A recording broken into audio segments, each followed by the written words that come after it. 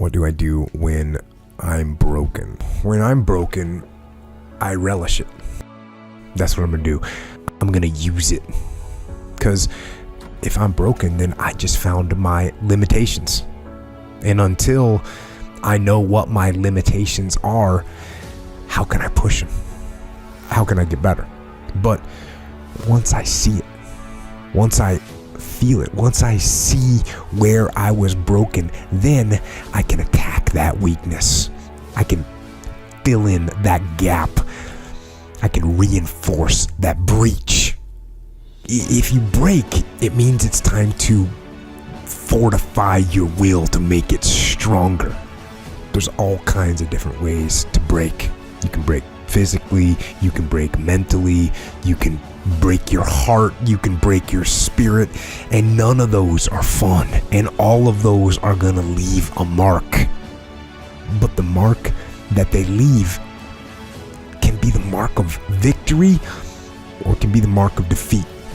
Because every time you break, and in every way that you break, while it's a chance, it's definitely a chance for you to give up and for you to just to fall apart.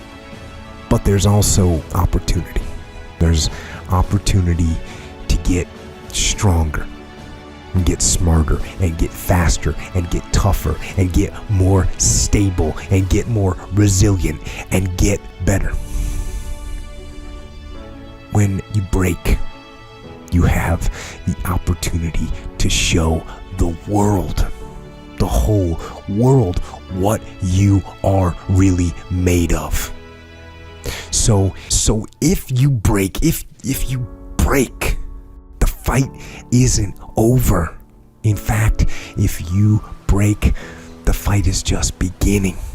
And as you crawl up and out of that dismal and wretched place, you're covered in blood and sweat and dirt and filth as you rise above what you were. And as you take the form of who you are supposed to be, you will see that in the very act of standing up, in the very act of fighting on, you will become and you will remain unbroken. I'm not saying to put yourself down. I'm saying listen to the truth. And the truth isn't in the 20%.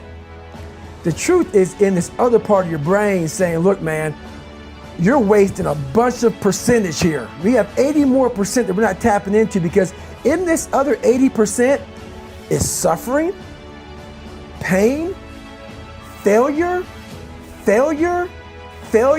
self-doubt, darkness, and then a whole bunch of light. But to get to this light, you gotta go through all of this shit. So a lot of us know that. I can get over here, but over here, man, this is much better, because I gotta go through this journey that is not fun. This from 20 to 100%, this shit in between is not fun. So we decide to live over here. So everybody goes, how do you do that? You know exactly how to do that. You know exactly, it's not a magic trick. There's nothing I talk about in that book that's a magic trick.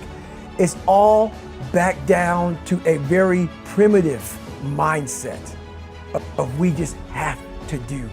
It's like breathing.